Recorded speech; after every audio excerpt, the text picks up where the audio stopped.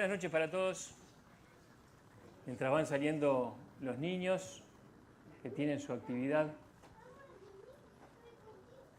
vamos a ir abriendo nuestras Biblias en Primera de Reyes, capítulo 17, porque vamos a seguir esta serie acerca del profeta Elías.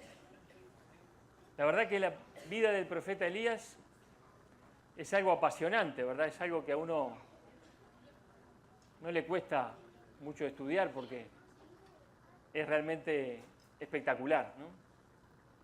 Y hay muchas lecciones para aprender de la vida de este hombre de Dios tan destacado. Pensaba, acá hay muchos estudiantes, o unos cuantos estudiantes, ¿no? Uno se puede preparar mejor, más o menos, peor para dar sus exámenes, para rendir sus pruebas, y puede dar la prueba y le puede ir bien, le puede ir mal, puede perder. Pero bueno, perder una prueba, perder un examen no es el fin del mundo, ¿no? Lo que sí realmente es triste es abandonar la carrera, ¿no? Dejar de estudiar, ¿no? Eso, si cada vez que hemos tenido la oportunidad de aconsejar a algún estudiante, decían, seguí, perdiste un examen, seguí, preparalo de vuelta y dalo de vuelta, ¿no? Porque al final, por persistencia, uno lo termina salvando, o por lo menos la mayoría de las veces, ¿no? Ahora, en la vida cristiana, también en algunos momentos hay que dar algunos exámenes, ¿no? Hay que, somos llamados a momentos especiales, pero para esos momentos especiales de servicio, de que el Señor nos utilice, hay que prepararse, hay que estar preparado, ¿no? Y nosotros vamos a ver hoy a Elías, podríamos ir en la escuela de Dios, ¿no? En un momento especial en que vamos a ver cómo Dios está trabajando en el corazón de Elías, en la vida de Elías, en su carácter, en su personalidad, para formarlo, para transformarlo en el instrumento de Dios que él fue. Porque después iba a tener, después de que pasara la sequía, o casi antes después de que pasara la sequía, iba a tener que estar en una gran prueba de fe y de entrega.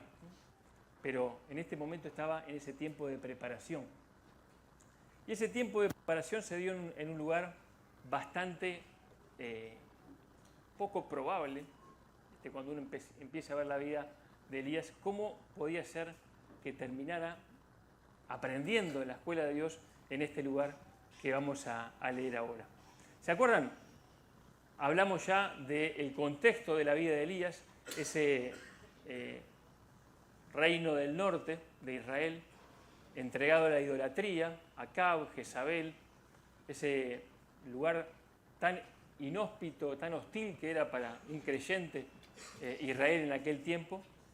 Y de pronto, como caído en paracaídas, cae Elías en la corte del rey Acab y dice, vive Jehová en cuya presencia estoy, que no habrá lluvia ni rocío en estos años, sino por mi palabra.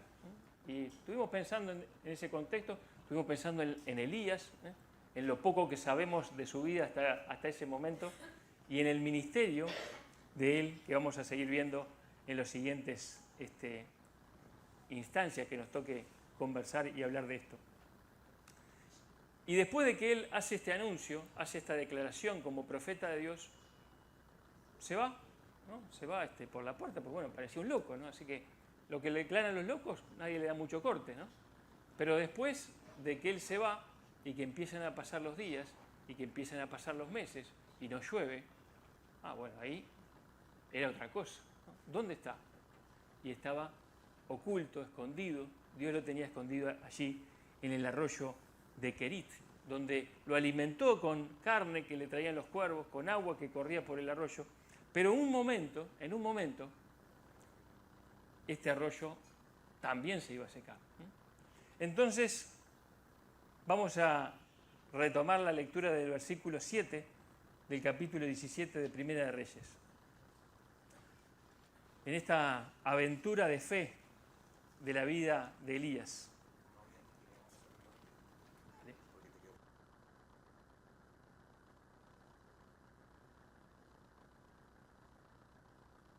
Muy bien, ahora sí. Dice, pasados algunos días se secó el arroyo, porque no había llovido sobre la tierra. Vino luego a él palabra de Jehová diciendo, levántate, vete a Sarepta de Sidón y mora allí. He aquí, yo he dado orden allí a una mujer viuda que te sustente. Entonces él se levantó y se fue a Sarepta. Y cuando llegó a la puerta de la ciudad, he aquí una mujer viuda que estaba allí recogiendo leña. Y él la llamó y le dijo, te ruego que me traigas un poco de agua en un vaso para que beba. Y yendo ella para traérsela, él la volvió a llamar y le dijo, te ruego que me traigas también un bocado de pan en tu mano. Y ella respondió, vive Jehová tu Dios, que no tengo pan cocido, solamente un puñado de harina tengo en la tinaja y un poco de aceite en una vasija. Y ahora recogía 2 leños para entrar y prepararlo para mí y para mi hijo, para que lo comamos y nos dejemos morir. Elías le dijo, no tengas temor, ve, haz como has dicho, pero hazme a mí primero de ello una pequeña torta cocida debajo de la ceniza y tráemela. Y después harás para ti y para tu hijo, porque Jehová Dios de Israel ha dicho así, la harina de la tinaja no escaseará, ni el aceite de la vasija disminuirá, hasta el día en que Jehová haga llover sobre la faz de la tierra. Entonces ella fue e hizo como le dijo Elías, y comió él, y ella, y su casa, muchos días. Y la harina de la tinaja no escaseó, ni el aceite de la vasija menguó, conforme a la palabra que Jehová había dicho por Elías. Qué historia, ¿no? Tremendo momento de la vida de este profeta en aquel lugar, ¿no? Pensaba primero que nada al acercarnos a este pasaje, pensar en que Elías estaba allí oculto por Dios en el arroyo de Querit. No se sabe muy bien dónde quedaba este arroyo. Los historiadores muy bien no se ponen de acuerdo dónde podía estar. Pero lo que sí que estaba oculto, ¿no?, en aquel lugar y estaba sustentado por Dios, hasta que el arroyo también se secó. Y eso ya de por sí creo que merece una reflexión, ¿no? Porque Elías iba a sufrir parte del juicio que él había anunciado, parte de lo que él había venido a traer como juicio de parte de Dios, ¿no? Él dijo, mira, yo soy el representante de Dios, parafraseándolo, ¿no? Y por cómo ustedes están viviendo, no va a haber lluvia por muchos días, por bastante tiempo, ¿no? Ahora, esto que Elías anunció, ¿no?, por supuesto que cambió su vida para siempre, ¿no?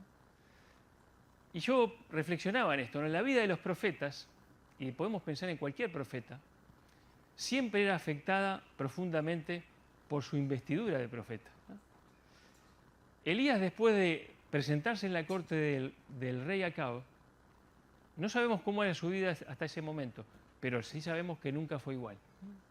Nunca más pudo seguir haciendo lo que estaba haciendo y seguir viviendo como estaba viviendo. Su vida cambió para siempre. Ahora, no cambió porque a partir de ese momento fue un camino de rosas, sino más bien todo lo contrario, ¿no? Comenzó a sufrir diferentes peligros y privaciones. Fue afectada por el juicio que él anunció. Dios estaba trayendo un juicio por el pecado del pueblo, pero él también, ¿no?, que era el profeta de Dios, que no era parte de ese pecado, fue afectado por ese juicio.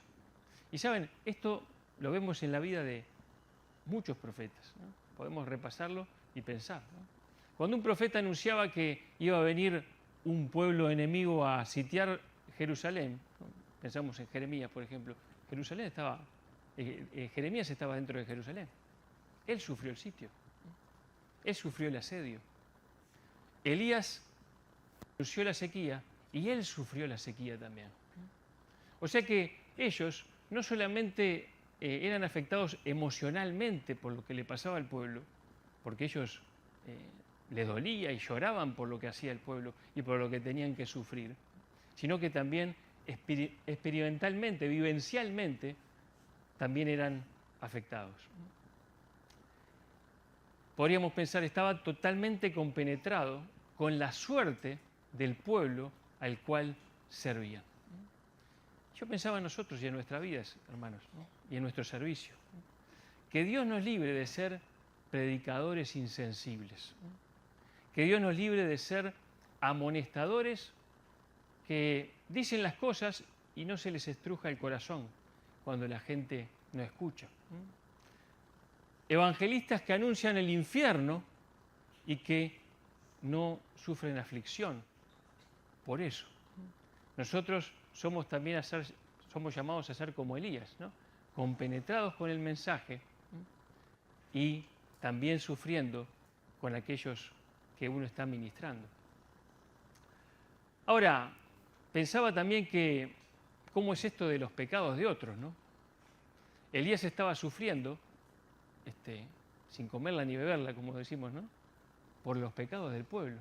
Él era un hombre de Dios, él tenía comunión con Dios, él vivía en su presencia, pero estaba sufriendo. Y saben, esto es una realidad bíblica innegable. Siempre los pecados nuestros afectan a los demás, ¿no? Así como nosotros podemos sufrir y sufriremos por pecados ajenos. No es cierto eso que a veces declaramos, de decir, mi vida es mía y no le hago mal a nadie. Eso es una falacia, ¿no? Es una mentira. Cada vez que yo tomo una mala decisión en mi vida, cada vez que decido vivir egoístamente, que tomo una decisión pecaminosa, por supuesto que me afecto a mí, pero también afecto a mi entorno. Al más cercano primero, pero quién sabe hasta dónde también. Ahora, de la misma manera, cuando uno decide andar cerca del Señor, puede influir mucho más allá de lo que se imagina. La cuestión es que Elías, estando allí en el arroyo, ya no tenía motivo para seguir allí, ¿verdad? O no era el mejor lugar, ¿no? ¿Por qué? Bueno, quizá estaba cerca de donde iba a ser buscado y además no tenía agua, ¿no? O sea que recibió este mandamiento de irse de aquel lugar, de levantarse e irse, y eso era bastante lógico. Levántate y vete. Esta parte todo el mundo la entendía, ¿no? Pero lo que era no tan lógico era el lugar a donde Dios lo estaba enviando. ¿Saben dónde es Sarepta? Sarepta de Sidón era una ciudad fenicia. O sea que era una ciudad de un pueblo pagano, idólatra, que adoraba a Baal y de donde era Jezabel. O sea que podríamos decir que fue una especie de ironía esto que hizo Dios, ¿no? Dios fue a esconder a su profeta a la misma tierra de donde terminaría siendo la que fue su peor enemiga, Jezabel, ¿no? Y allí escondió Dios a su profeta. Sin duda que para un hebreo no era un lugar deseable para ir, ni mucho menos para vivir. Pero Elías no sabía lo que iba a pasar con su vida. Dios sí sabía. Y Dios sí sabía que escondido en ese lugar, ahí sí que nadie lo iba a encontrar, ¿no? Iba a estar viviendo en la tierra de Jezabel, ¿no?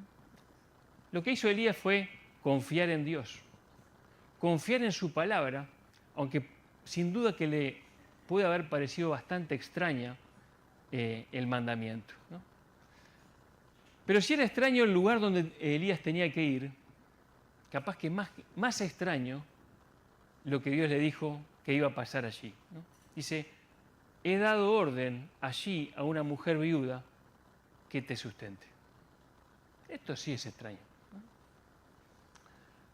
Una mujer sustentando a un hombre podría caerle un poquito pesado quizá a un hombre como Elías, rústico, ¿no? Solitario.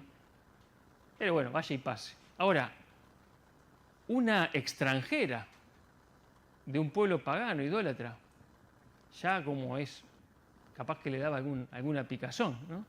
Ahora, una mujer extranjera viuda. Ustedes saben que en aquella época, en aquel tiempo, las viudas, aquellas que habían dependido de sus esposos para el sustento, y su esposo fallecía por cualquier causa, quedaban sin sustento y muchas veces quedaban en la pobreza y en la indigencia. No había seguridad social, ¿no? Y tenían que vivir como pudieran, tenían que arreglar como podían. O sea que el mandamiento de Dios de que tenía que ir a una tierra extraña y lo iba a sustentar una mujer viuda, ¿no?, era bastante incomprensible y quizá hasta humillante, como veremos más adelante. Ahora, ¿qué habrá pensado Elías? No lo sabemos.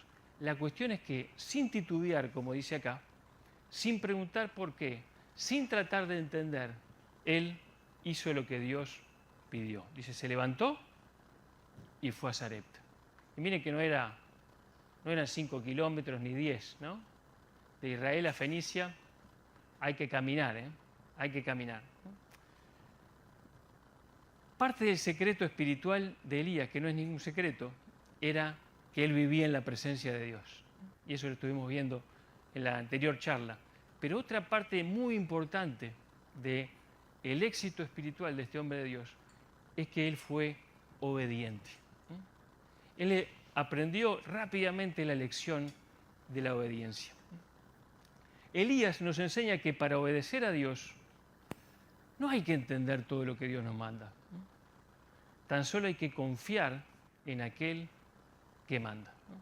Obedecer es confiar.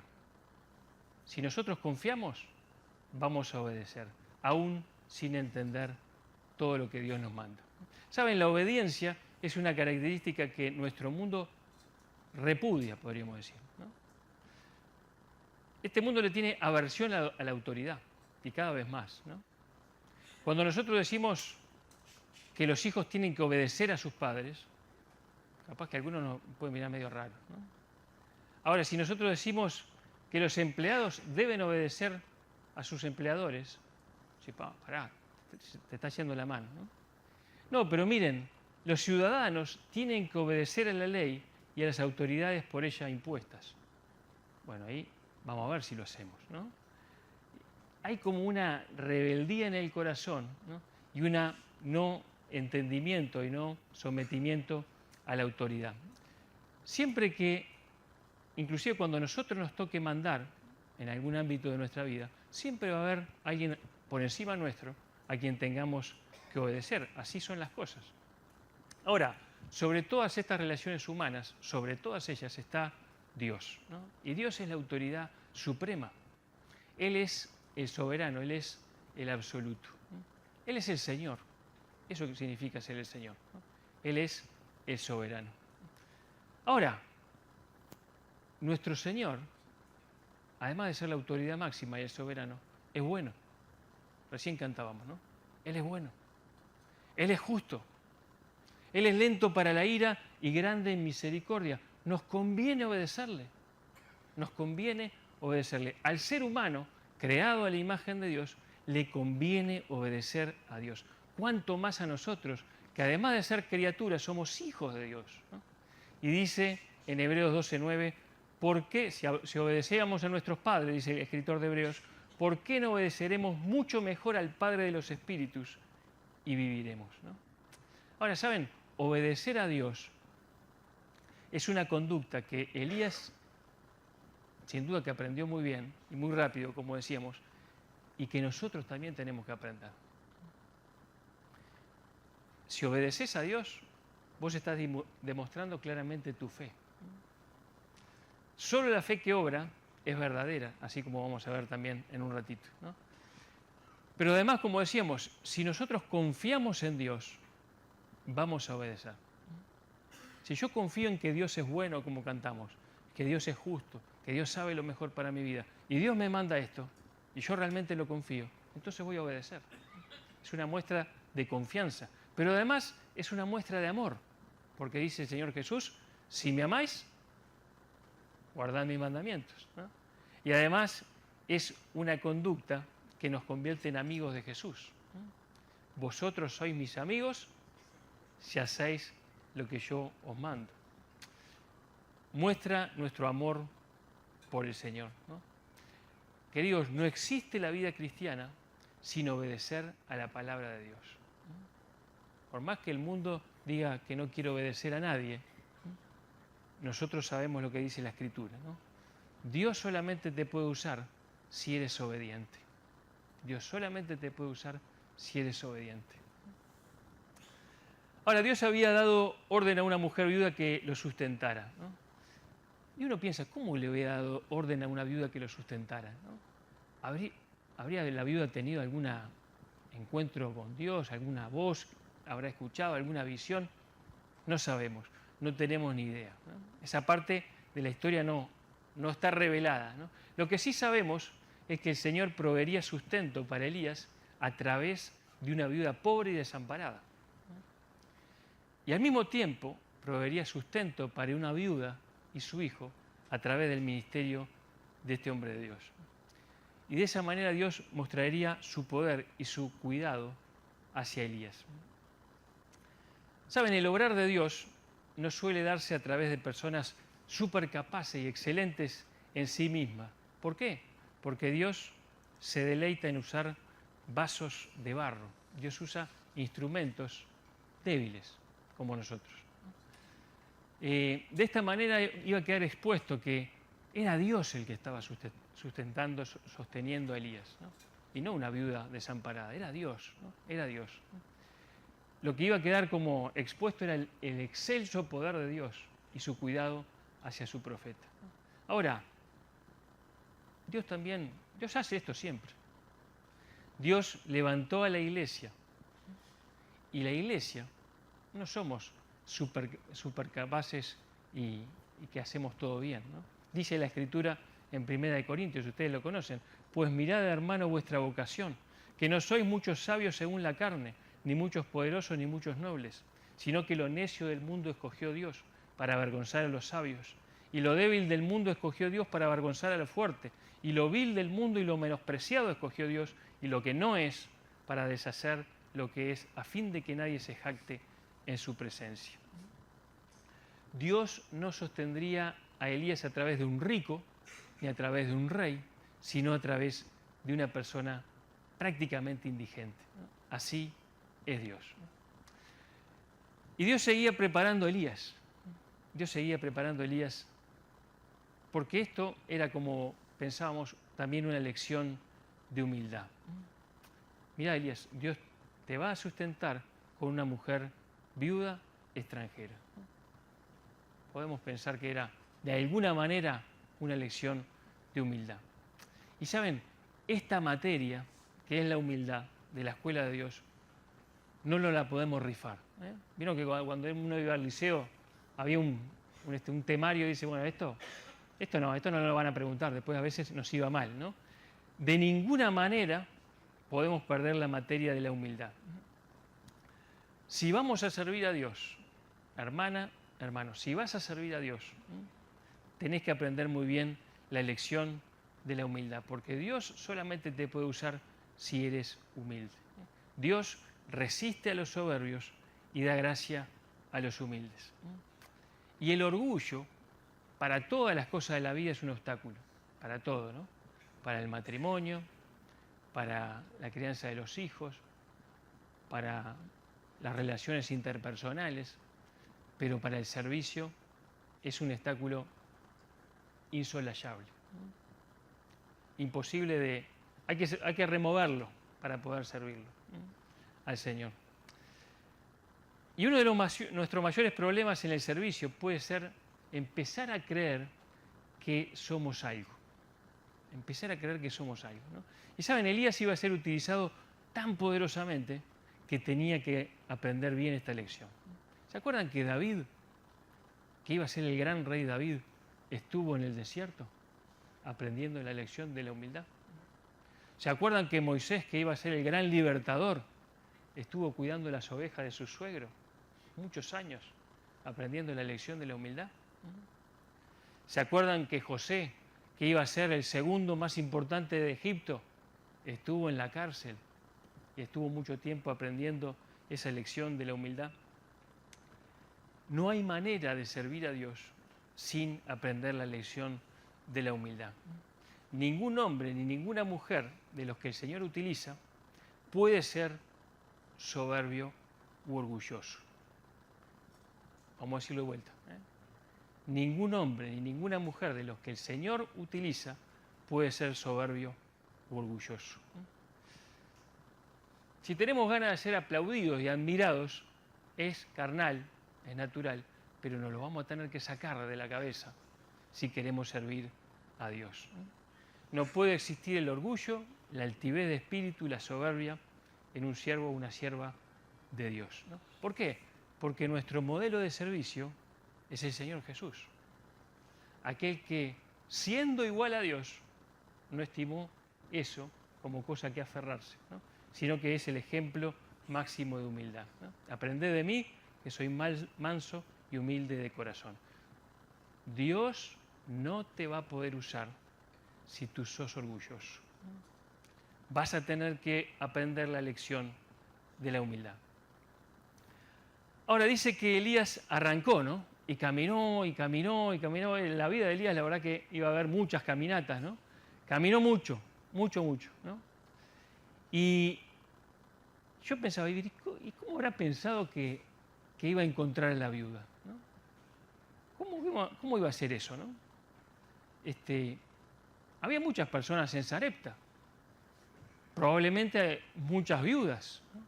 Él no podía ir al centro de información al turista y preguntar que le dijeran a ver cuántas viudas había y empezar a golpear puertas, ¿no? Él tenía que llegar de una manera totalmente discreta, silenciosa. Y ahí entra la providencia de Dios. ¿Se dan cuenta? Él llega a la ciudad de Sarepta, va a la puerta de la ciudad, en un lugar donde, bueno, en un lugar de reunión, seguramente muy transitado, y ahí ve una viuda. ¿Cómo se da cuenta que era viuda? Capaz que estaba vestida de luto, no sabemos, ¿no? Pero ahí ve una viuda. Y esa era la viuda que Dios había preparado. O sea que hubo una coincidencia en el lugar y en el tiempo indicado por la providencia de Dios. Tenía todo perfectamente preparado el Señor. Qué precioso eso, ¿no? ¿Se acuerdan como aquel pollino? Dice, Señor, vayan a buscarlo que está ahí pronto. No, y vayan a aprontar el lugar, el lugar alto, ¿no? Ahí como es el aposento alto, ¿no? Sigan un hombre que tiene un cántaro en la cabeza, llévanlo, vayan con él, ahí está todo preparado, ¿no? ¿Y esto? ¿No? Es la providencia de Dios, ¿no? La providencia que... La verdad que sería bueno en nuestra vida empezar a mirar y ver la providencia de Dios. Cómo Dios va ordenando las cosas de nuestra vida para que le sirvamos y para que le sirvamos mejor. Ahora, allí estaba aquella mujer recogiendo leña, ¿no? Era una mujer que iba para adelante, ¿no? Era una mujer que estaba sola en su vida, que tenía un hijo que seguramente era pequeño, por eso no la podía ayudar, ¿no? Y no sabemos muchos detalles de su vida, pero sí que su esposo había fallecido. Una mujer que había tenido que enfrentar aquella sequía y crisis sola, ¿no? Y se había administrado lo mejor que pudo. Quizás en alguna época, esto es una parte de la imaginación, quizá en alguna época los vecinos la habían ayudado, pero ahora estaba en crisis toda la región. Y saben que los más vulnerables siempre pasan peor en las crisis, ¿no? Ahora no había ninguna ayuda externa. Entonces ella había racionalizado aquello que tenía y lo mejor que pudo, y posiblemente había comido muy poco para darle a su hijo, porque eso es lo que suelen hacer las madres, ¿no? Posiblemente estaba muy flaquita, ¿no? Ahora, en un momento dijo, ya no queda nada. Ahora ya queda este puñadito de harina y este restito de aceite. Ya está. Estaba al extremo de sus fuerzas humanas, ¿no? Solo le quedaba lo necesario para una comida más, ¿no? Y estaba expuesta a la muerte por hambre. ¿Te imaginas cómo estaba su corazón? ¿Te imaginas cómo estaba, lo que estaba pensando esta mujer? Pero en ese momento, cuando estaba en el extremo de sus fuerzas humanas, Dios le sale al encuentro. Y esto es hermoso, ¿no? Estaba en el fin de sus posibilidades cuando el Dios verdadero se le manifestó. Y Dios en su gracia le salió al encuentro, ¿no? Y Dios le proveería sustento para ella, para su hijo y compañía hasta el final de la sequía. Qué impresionante lo que Dios iba a hacer con esta mujer, ¿no? Al extremo de sus fuerzas humanas. ¿Cuántas veces hemos estado al extremo de nuestras fuerzas humanas, verdad? Y hemos hecho, quizá no tanto como esta mujer, sin duda, pero y hemos hecho muchas veces, vos, yo, nos ha pasado quizá, de hacer todo lo que podemos para solucionar determinada situación y se nos agotan los recursos y se nos agotan las fuerzas, ¿no? Como aquellos discípulos que estando en la tempestad, en medio de la barca ahí, y empezaron a luchar, y algunos eran pescadores y tirarían de las velas y hicieron todo lo que pudieron, pero al final dice, Señor, despertate, ¿no tenés cuidado de nosotros que perecemos? Y muchas veces nosotros nos puede llegar a pasar eso. Hemos tratado de luchar con cierta situación y estamos en el extremo de nuestras fuerzas humanas y decimos, miramos al Señor y dice, Señor, ¿no tenés cuidado que me muero? Pero el Señor siempre está ahí, ¿no? Siempre está ahí. Él se levanta y viene la bonanza, ¿no? Y nos ayuda, ¿no? Y el Señor estaba enseñándole de alguna manera a esta mujer cómo opera la fe en el Dios verdadero. Elías también se había quedado sin sustento y sin agua, ¿verdad? ¿Cuántos días hacía que no comía? No sé. Que no tomaba agua, quizá bastante tiempo. Había caminado muchos kilómetros, estaría sediento, estaría hambriento, exhausto. En su condición, capaz que en ese momento, bastante similar a la de la viuda, ¿no? Pero aún así, él, cuando encontró, identificó que esa era la viuda de alguna manera, no le impuso ninguna cosa. Él le rogó, dice. ¿Se dieron cuenta de eso? Él le rogó que le diera agua, un vasito de agua. Y la mujer no dudó, enseguida fue a buscárselo, ¿no? Y ahí él le rogó también que le trajera un bocado de pan en su mano. Si el Señor le había mandado a ir a una Sarepta y una viuda lo iba a sustentar, tenía que tener pan, era algo obvio, ¿no? Pero en ese momento dice, vive Jehová tu Dios, ¿no? Una expresión que tiene mucho significado. Vive Jehová tu Dios. Hasta ese momento era el Dios de Elías. Después de este peregrinar de fe, vamos a ver que terminó siendo el Dios de la viuda. No tengo pan cocido, solo un puñadito de ingredientes. Y ella iba a cocinarlo, no con el placer de los chefs que cocinan en la TV, ¿no? Ella iba a cocinarlo porque era su última comida en profunda tristeza. Un puñado, un poco. Eso es todo. Y nos dejamos morir. No le quedaba esperanza. Estaba sin esperanza y sin Dios en el mundo, pero el Dios verdadero vino a su encuentro. Y quizás alguien de los que está acá está sin esperanza y sin Dios en el mundo. Y estás al extremo de tus fuerzas. Y quiero decirte algo en el nombre del Señor, ¿no? Dios ya vino a tu encuentro. Dios ya vino a tu encuentro. Jesús es Dios hecho hombre que vino a rescatarte. Él murió en la cruz por tus pecados y resucitó al tercer día. No tenés que seguir pensando en la muerte, porque Él vino a traerte vida y vida en abundancia. Si vos te arrepentís y recibís al Señor Jesús, Él te va a salvar. Él vino a tu encuentro. Y ahí Elías, yo creo que en ese momento se le ilumina esa mente, ese corazón, y entiende el plan de Dios, ¿no? Y recibe palabra de Dios y habla como vocero de Dios. Y le dice a la mujer esas palabras, ¿no? Que están en el versículo 13. Dios se estaba preocupando por una mujer desamparada en una tierra extraña. ¿No le hacen acordar algún hecho de la vida del Señor Jesús eso? Cuando Jesús habla con la samaritana el Señor Jesús se desvió para ir a hablar con una mujer que estaba yendo a buscar agua en una hora insólita para que nadie la encontrara. Y el Señor Jesús habla con la mujer y le presenta la salvación. El Señor Jesús se toma trabajo para ir a buscar a un alma perdida. Y eso lo sigue haciendo. Y lo hace por ti. No sé si el Señor le está diciendo a alguien esto en particular hoy. La cuestión es que le dijo, no tengas temor, no tengas temor. Qué lindo escuchar eso, ¿no? No tengas temor. Esa fue una de las frases más repetidas del Señor Jesús. No temas, no temas, no temas porque Él está aquí.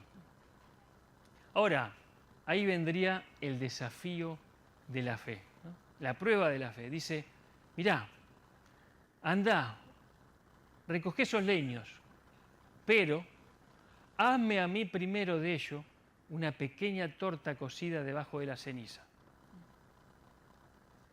Esto puede parecer un poquito desubicado, ¿no? ¿No me parece? Que Elías le estaba pidiendo a una mujer viuda, pobre, desamparada, que le hiciera primero para él. ¿Quién sos? ¿No? Podría pensar uno. Pero no estaríamos pensando en quién era ese que hablaba, ¿no? ¿A quién representaba? Era la voz de Dios. Y saben, también a nosotros Dios nos dice,